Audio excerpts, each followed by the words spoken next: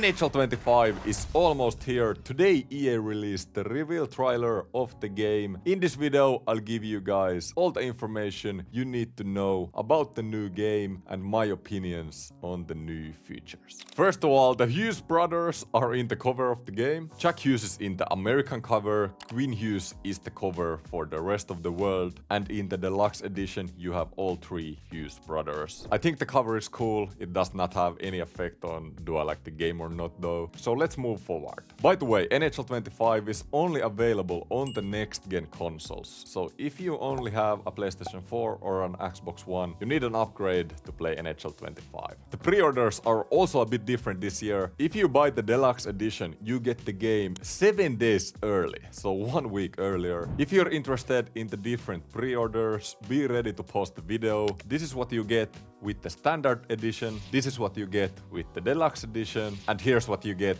with the early deluxe edition. So if you pre-order the deluxe edition before September 13. Let's go over the new gameplay features, starting with Ice Cube, which means True Hockey Intelligence. This basically contains 3 different gameplay features in one word. First, let's go over the next gen vision control, which is the word for the new skating system. It looks cool to me, but it's impossible to say how this will work before we actually get to play the game. One thing I do like is that they've totally revamped the L2 button, so the backskate button. In NHL 24, you had limited control with the backskate. Often nothing happened when you press the button. In 25, the game always squares you towards the net with this new backskate animation. We'll see how this will turn out, but I like the change on paper. Next up is the empowered AI. I feel like every year we have some improvements on the AI. I really hope this time it's for real, because as you might know, AI is the biggest problem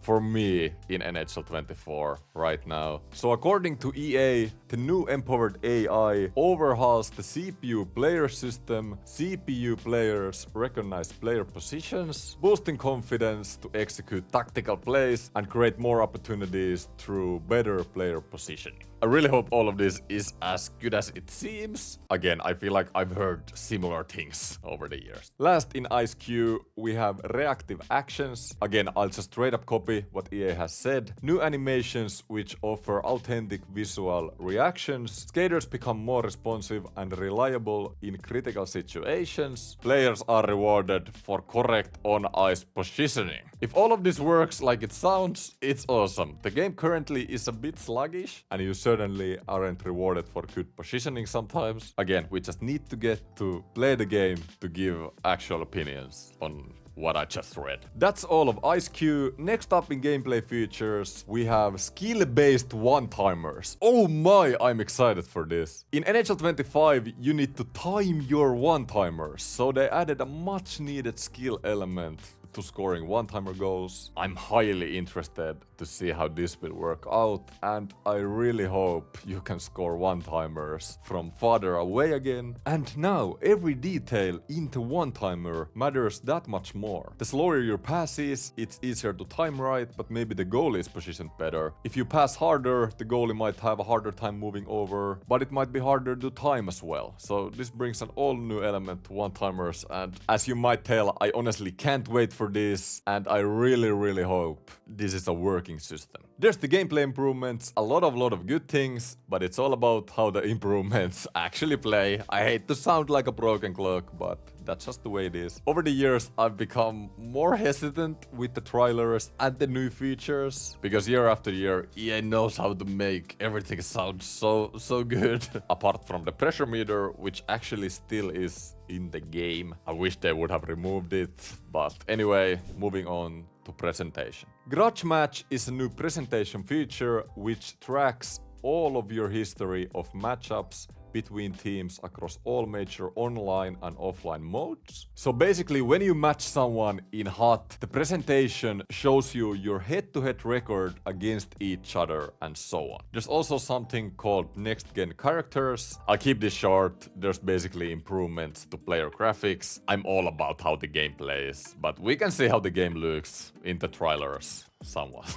There will be more information on EA's end coming later. Let's go to game modes. We don't have a lot of info yet, but EA gave a couple sneak peeks. In HUT we have an all-new wildcard game mode. I'll copy past what EA said. The all-new wildcard mode implements unique rule sets per competition cycle, keeping players on their toes and ready to adapt with each and every cycle.